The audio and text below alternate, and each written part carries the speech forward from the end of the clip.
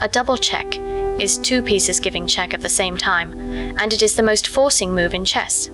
You cannot block two lines at once, and you cannot capture two pieces with one move. So the king moves. That is not a guideline, it is the only legal option, and I checked it in every position here. Then at the end, one position where the double check is real and it is still the losing move. White to move. The queen on c2 is aiming all the way up at h7, and white's own knight on e4 is standing on that diagonal. So the knight moving is already a check. The question is where it goes.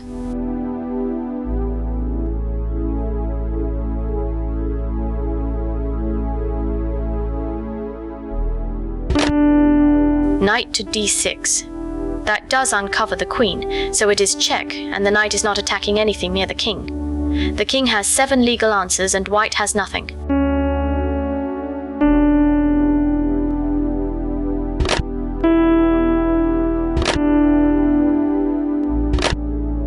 Knight to f6. Now the queen is checking and the knight is checking both at once.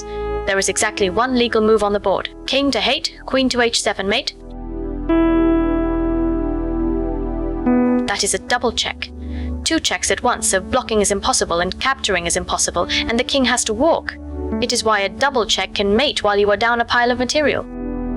White to move, and the piece giving the second check here is a pawn. The queen on g4 is looking up the g file at the king, and white's own pawn on g6 is in the way. That pawn can take on either side.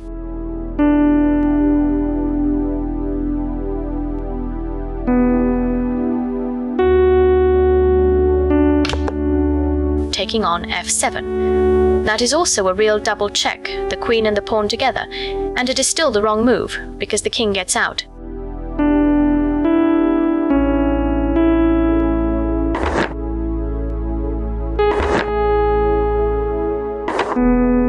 Taking on h7 instead. Same 2 checkers, and this time every square the king can reach is covered. Wherever it goes, the queen lands on g7. Mate. White to move. Same skeleton as the first one. Queen on d3, pointing at h7. White's knight on e4 sitting in the middle of that diagonal.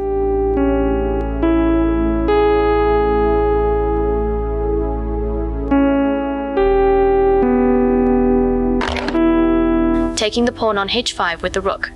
It is a capture, and it looks like it is opening lines, and the knight never moves.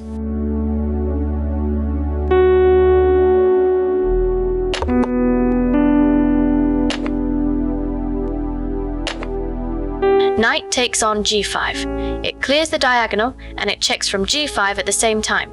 2 checkers, so the king can only move, and the queen follows it to h7. White to move, and this one does not finish the game. It is here because a double check is not only a mating tool,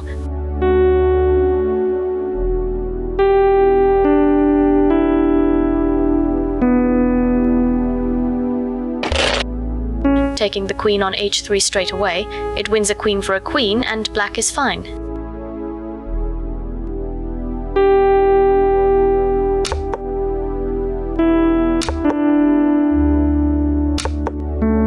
Bishop takes on e6 first. That is check from the bishop and check from the queen of the d-file, so the king has to take. And now the queen takes on h3 for free, because the check bought the move. White to move, and the piece giving the second check does not exist yet. The rook on b7 is looking along the 7th rank, and white's own pawn on g7 is in the way.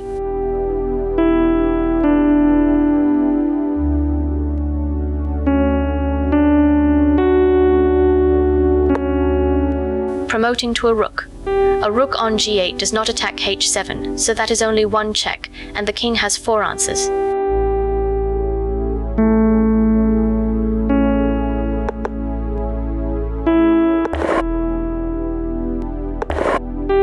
Promote to a queen. Now the new queen checks from gate and the rook checks along the rank, both at once. The king takes the queen and the other rook comes to e8. Mate. White to move, and this is the hardest one because the tempting move is very tempting indeed. The rook on g6 can take the black queen on f6 with check.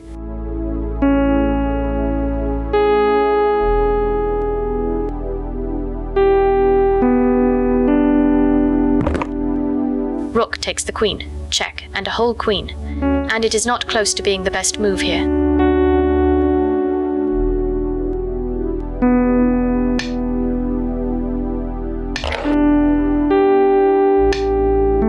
Rook to g7 instead, ignoring the queen completely. The rook checks and the queen on d3 checks down the diagonal it was blocking. Two checkers, the king walks to h6 and the queen comes to h7.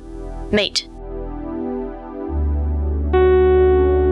Black to move, and there are two double checks available here. The knight on e5 can jump to f3 or to d3, and either one uncovers the queen on e7 straight down the e-file at the white king.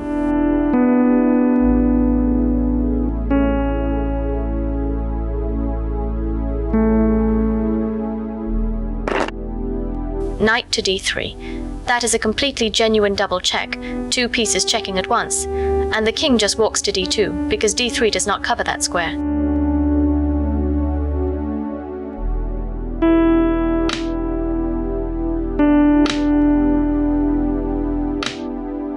Knight to f3 instead, same double check except from f3 the knight is also covering d2. Now the king has only f1 and d1, and the queen comes to e1. Mate. Set up Legal's mate and play it through twice, slowly. It is the cleanest double check in the whole literature, and once you have made it with your own hands you will see the shape everywhere.